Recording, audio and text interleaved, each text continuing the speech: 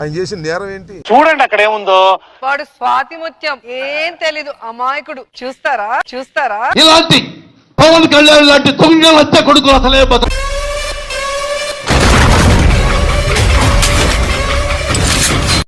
ఇలాంటి నుంచి పోసాని కృష్ణమురళి విడుదలయ్యారు.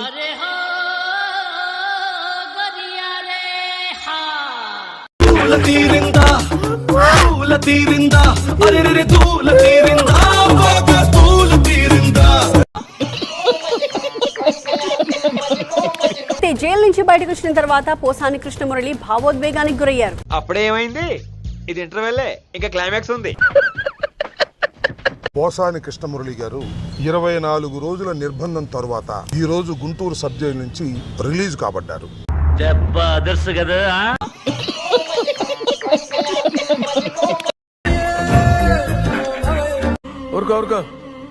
ఎద్దులో ఉన్న ఏడిస్తే దరిద్రంగా ఉంటది. న్యాయస్థానాలు ఇచ్చినటువంటి ఆయన ప్రస్తుతం మాట్లాడకూడదు అనే ఒక కండిషన్ ఉంది కాబట్టి ఎంత ఘోరం జరిగిపోయిందిరా. మేము ఈ సందర్భంగా కొన్ని మాటలు మాట్లాడదామని మీ ముందుకు రావటం జరిగింది. న్యాయవాదులం మేమందరం కూడా 24 రోజులు నిర్బంధంలో ఉన్నారు. ఆయన మర్డర్ చేయలేదు,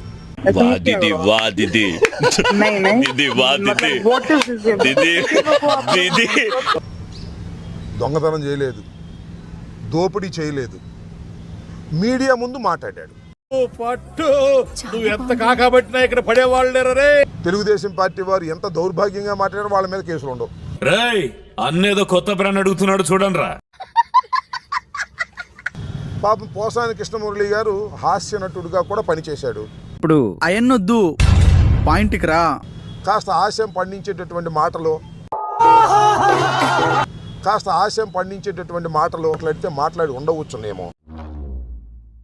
చూసారా సార్ డబుల్ యాక్షన్. కాస్త హాస్యం పండించేటటువంటి మాట్లాడి ఉండవచ్చునేమో.